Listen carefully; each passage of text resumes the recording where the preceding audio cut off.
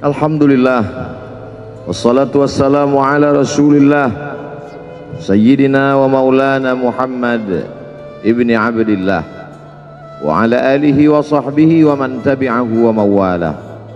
Ashhadu an la ilaha illallah wahdahu la syarika lah wa ashhadu anna sayyidana Muhammadan abduhu wa rasuluhu la nabiyya ba'dah. Allahumma salli ala sayyidina Muhammadin nabiyil ummi wa ala alihi wa sahbihi wa barik wa sallim. Qala Allah Ta'ala fil Qur'anil azim wa huwa asdaqul qailin. A'udzu billahi minasy syaithanir rajim.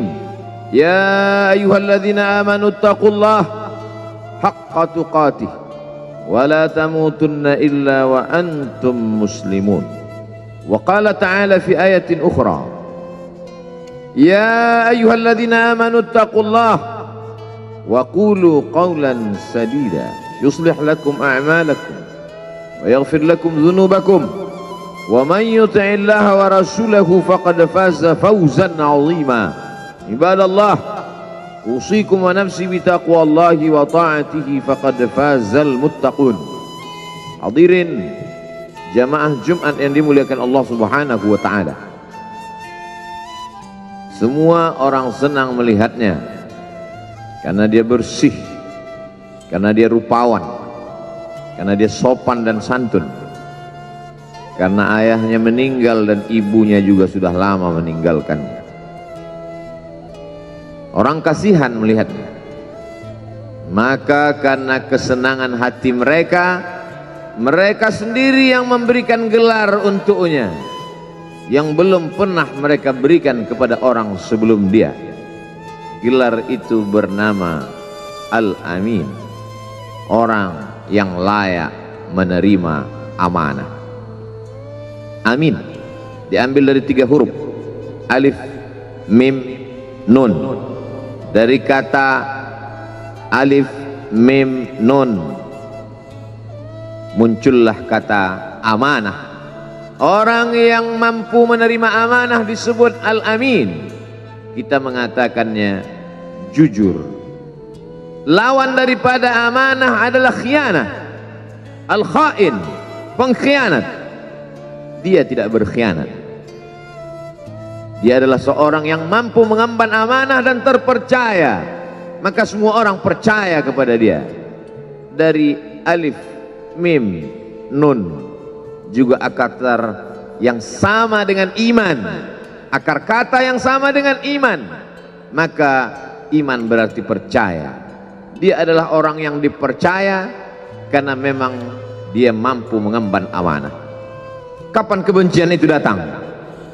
Kebencian itu datang ketika dia naik ke atas bukit Safa dan dia berkata kepada semua penduduk Makkah, seandainya aku katakan di balik bukit Jabal Abi Qubais yang besar, gagah, perkasa, tinggi, menjulang ini ada pasukan musuh yang akan menyerang kita, apakah kalian percaya?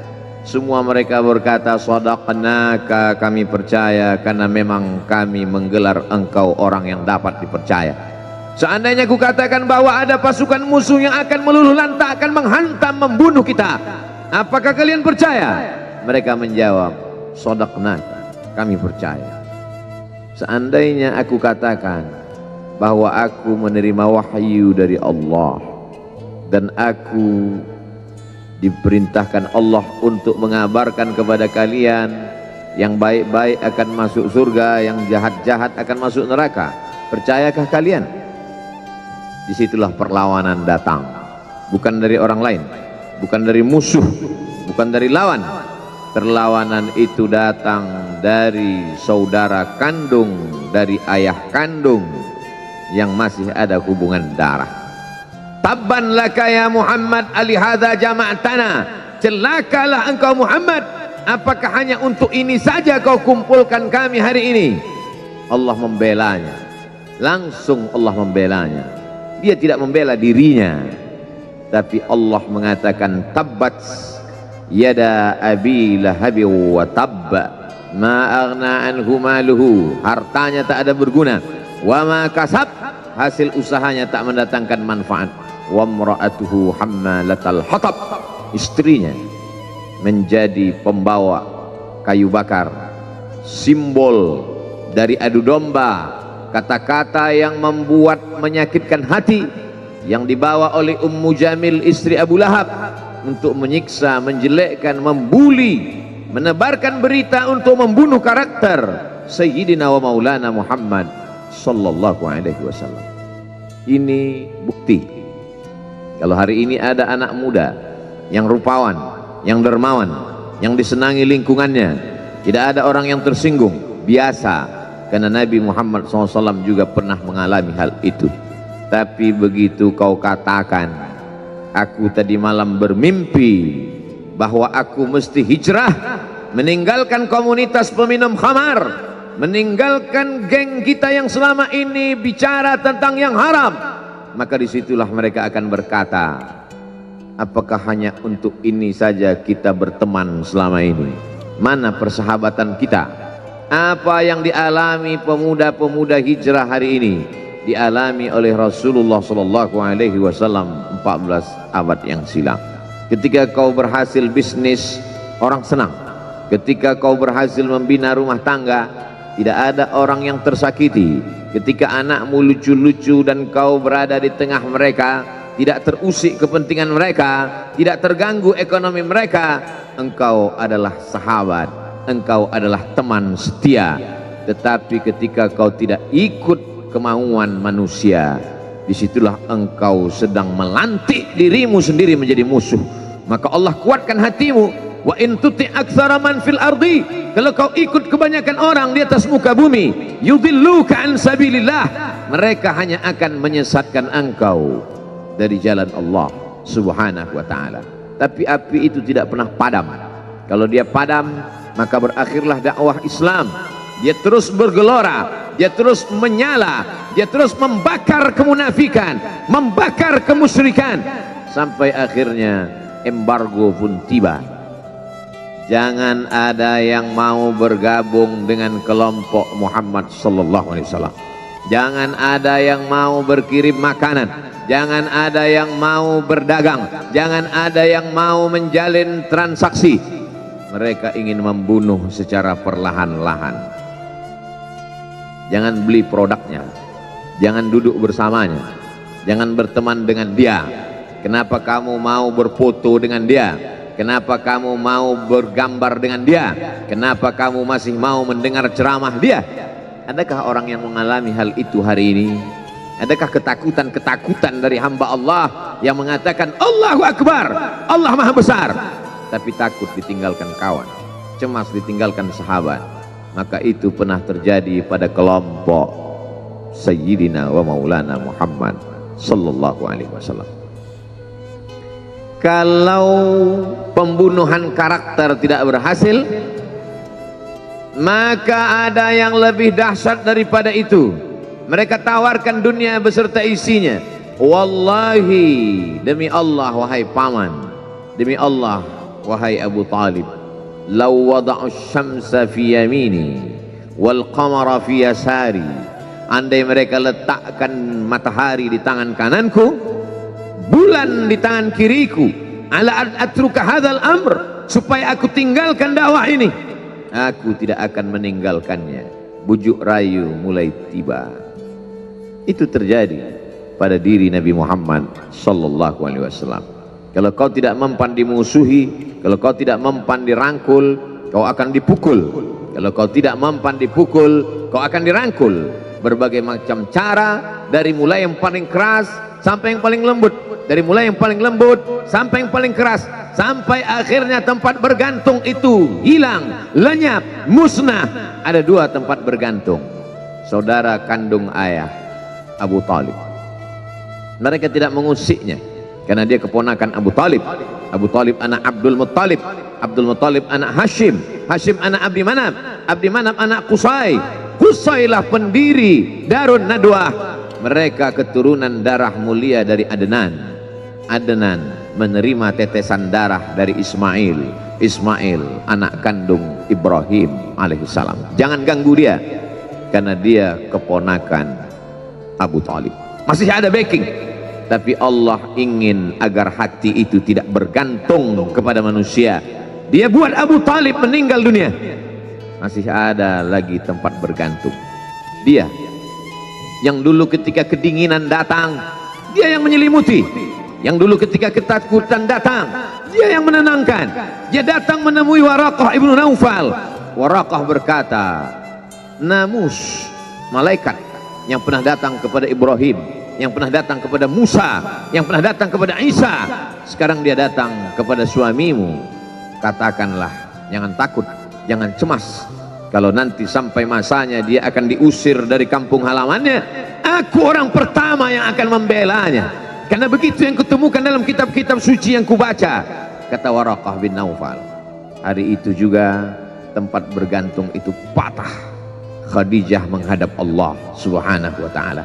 Tak lagi ada makhluk tempat bergantung, tak ada lagi ranting tempat berhinggap, tak ada lagi batang kayu tempat berpegang. Allah ingin agar engkau berserah hanya kepada Dia saja. Tidak ada makhluk. Bersandar kepada makhluk akan kecewa, bersandar pada kayu yang rindang akan tumbang, bersandar kepada benda akan binasa, bersandar kepada sahabat akan berubah menjadi musuh. Bersandarlah kepada Dia, Hayyun Maha Hidup, la yamut, Dia tak pernah mati. Bersandarlah kepada Dia, Al-Aziz yang Maha Perkasa, Al-Jabbar yang Maha Berkuasa. Itu yang diinginkan Allah dari sosok Sayyidina wa Maulana Muhammad sallallahu alaihi wasallam. Dia pergi, sengaja dia pergi berjalan kaki, karena kalau dia pergi menunggang unta, mereka sudah mengintai, dia pasti lari, dia akan pergi ke tempat yang jauh. Sengaja dia pergi berjalan kaki. Lalu kemudian dia pun sampai ke suatu tempat. Dia berharap mereka adalah orang-orang yang lembut akan yang menerimanya, tapi dia tidak diterima dengan tala'al badru alaina. Dia tidak diterima sebagai ahlan wasahlan. Ahlan, keluarga, kau datang kami sambut sebagai keluarga. Sahlan, mudah, kau datang urusanmu mudah. Ahlan wasahlan. Tapi dia tidak dianggap sebagai keluarga, dia tidak dianggap sebagai sahlan, dia dianggap sebagai musuh. Dia dilempar dengan batu, dia dilempar dengan kayu, dia dilempar dengan tulang onta. Apa yang dia lakukan? Dia bersembunyi di balik bukit. Dia angkat kedua tangannya. Ilaika ashku dha'fa quwwati. Kepada engkau saja aku mengadukan kelemahanku. Wa qillata hilati, ketidakberdayaanku. Wa hawani bainan nas, aku hina di tengah mereka. Kalau dulu aku ada tempat bergantung, ada tempat bersandar, ada tempat mengadu, hari ini hanya engkau saja ya Allah. Datanglah malakul jibal, malaikat penjaga segala bukit di atas dunia. Kau tunjuk mana bukit yang paling besar ya Muhammad, akan kutimpakan kepada mereka. Hati yang luka biasanya akan marah, akan kecewa, tapi itu tidak terjadi pada Nabi Muhammad sallallahu alaihi wasallam. Apa yang dia katakan? Asallah an yukhrij min aslabihim man ya'budullaha wa la yusyrika bihi syai'a. Ya Allah, keluarkan dari tulang sulbi mereka, keluarkan anak cucu mereka yang akan menyembah engkau. Tidak ada satupun yang akan mempersekutukan engkau di atas muka bumi ini. Doanya dikabulkan, hatinya susah, pikirannya kacau, tapi lidahnya tidak berkata-kata kasar. Dia doakan agar anak cucu mereka menyembah Allah. 100% penduduk Taif hari ini bersyahadat asyhadu an la ilaha illallah wa asyhadu anna Muhammadan Rasulullah. Doa orang yang teraniaya, doa orang yang terzolimi. Dia berhenti di sebuah kebun. Ada seorang yang bukan terpandang membawakan beberapa ranting anggur sebagai pelipur lara, penghilang haus, pelepas dahaganya. Ketika anggur itu akan masuk ke mulutnya, dia berkata Bismillahirrahmanirrahim, atas nama Allah. Maka hamba sahaya miskin, susah, melarat, perantau yang tak punya apa-apa itu heran. Apa yang kau ucapkan? Bismillah. Kau sebut nama Allah ya. Tidak ada satupun orang di kampung ini kalau makan menyebut nama Allah. Siapa engkau? Aku Nabi yang diutus Allah Subhanahu wa ta'ala. Berarti engkau sama dengan orang yang dulu pernah berada di kampungku. Engkau dari mana? Aku dari Ninawi. Ninawi ya. Di sana ada saudaraku, kata Nabi Muhammad sallallahu alaihi wasallam. Di sana ada saudaraku namanya Yunus bin Matta. Yunus bin Matta adalah saudaraku. Sama-sama hamba yang diutus Allah Subhanahu wa ta'ala. Dia juga diingkari oleh kaumnya. Dia masuk ke dalam lautan, ditelan seekor ikan dalam 3 kegelapan. Gelapnya tengah malam, gelapnya lautan, gelapnya perut ikan. Dia berserah kepada Allah. La ilaha illa anta subhanaka inni kuntu minal zalimin. Begitu cara Allah mengingatkan Nabi Muhammad SAW. Apa yang kau rasakan hari ini belum ada apa-apanya dengan apa yang pernah dirasakan oleh Yunus bin Matta.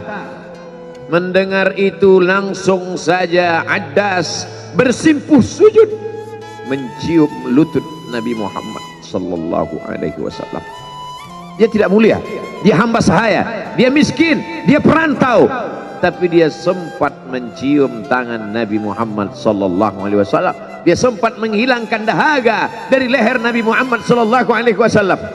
Pertemuan yang berkesan.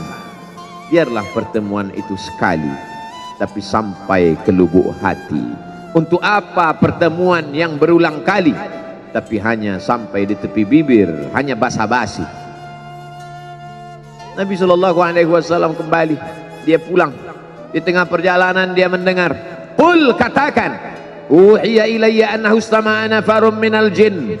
Ada sekelompok jin. Jin itu berkata, inna sami'na qur'anan ajaba. Kami mendengarkan bacaan Al-Quran ajaba, menakjubkan, ajib. Biarlah manusia menolakmu, biarlah manusia yang aku dan sombong itu tidak menerimamu, tapi ada satu makhluk yang mau menerimamu. Inna, kami dari kalangan jin, sami'na, mendengar, Qur'anan ajaba, bacaan Al-Quran yang mengagumkan, yahdi ila rusdi, yang membuat kami lurus berpikir benar. Betapa jin yang dikatakan makhluk jahat, tapi ketika dia mendengarkan bacaan Al-Quran tersentuh hatinya dan dia bersyahadat, anna minnal muslimun, kami ada yang muslim, wa minnal qasitun, kami ada yang kafir. Yang muslim taharrau rasyada, selalu mencari jalan kebenaran. Yang kafir kanu li jahannam hataba, mereka hanya akan menjadi santapan neraka jahanam. Dia kembali ke kota suci Makkah Al-Mukarramah seperti biasa, sampai akhirnya datanglah malaikat Jibril, membelah dadanya, mensucikan hatinya sampai layak, lalu kemudian dia pun dibawa. Subhanalladzi asra bi'abdihi lailan, maha suci Allah yang memperjalankan hambanya pada suatu malam, minal masjidil haram ilal masjidil aqsa, dari masjidil haram ke masjidil aqsa, alladzi barakna haulah, kami berkahi sekelilingnya. Untuk apa? Linuriyahu min ayatina, kami ingin memperlihatkan kepadanya tanda-tanda kebesaran kami. Selama ini dia hanya didengar, azab kubur didengar, neraka jahanam didengar, malaikat didengar. Hari ini kami ingin memperlihatkan tanda-tanda itu kepada hamba kami. Jangan bersedih ketika kau didustakan, jangan bersedih ketika kau dibunuh karaktermu, jangan berduka cita ketika tidak ada manusia yang menerimamu, karena sesungguhnya itu hanyalah cara Allah menguatkan hatimu, karena dia ingin mengangkat derajatmu, menempatkan di tempat yang terpuji, memperlihatkanmu sesuatu yang tidak pernah dia perlihatkan kepada manusia yang lain. Dia buat hatimu hancur berkeping agar tidak lagi ada tempat makhluk dalam hatimu, yang ada hanya Allah semata. Ma fi qalbi ghairullah. Pada saat itu mentalmu sudah kuat, layaklah engkau berada di tempat yang terpuji. Kalau ada orang menyakitimu, jangan berduka. Kalau ada tetangga, sahabat, kawan baik meninggalkanmu, jangan berduka lara, karena sesungguhnya di balik itu semua fa inna ma'al usri yusra, inna ma'al usri yusra, idza daqat 'alaika dunya faqul ya Allah. Kalau terasa sempit dunia, mengadulah kepada Allah. Idza sa'alta fas'alillah, kalau minta-mintalah kepada Allah. Wa idza sta'anta fasta'in billah, kalau minta tolong, minta tolonglah kepada Allah. Iyyaka na'budu wa iyyaka nasta'in, kepada Engkau kami menyembah, kepada Engkau kami beribadah, kepada Engkau kami bersimpuh sujud, kepada Engkau juga kami meminta pertolongan. Barakallahu li wa lakum fil Qur'anil azim wa nafa'ani wa iyyakum bima fihi minal ayati wadh-dhikril hakim wa taqabbala minni wa minkum tilawatahu innahu huwal ghafurur rahim.